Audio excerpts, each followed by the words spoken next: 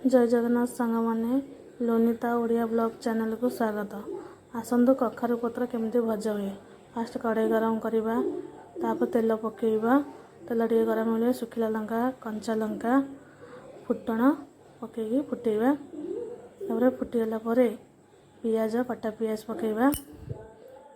कटा पियाज पकई सारा किसी समय भाजीदवा।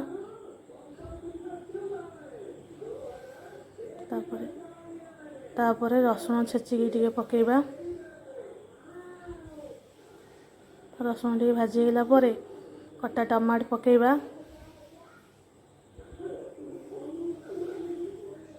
ताको किसी समय पुणी भाजीदवा। तापर बाछिकी रखिथिबा कखारु पत्र ताको भल भाव धोईकरी चुन चुन करी काटिबे।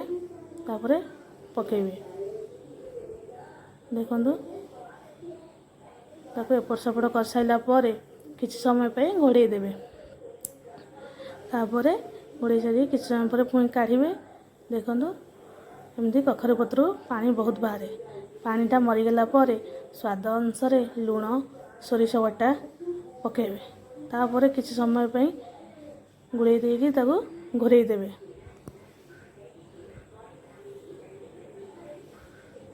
तापर किसी समय पर काढ़ी घोड़नी ताको एपट सेपट कर भाजबे।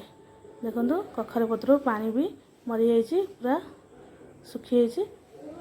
एमती भाजी हो सारा काढ़ी देवे। देखंतु कखारु पत्र भजा।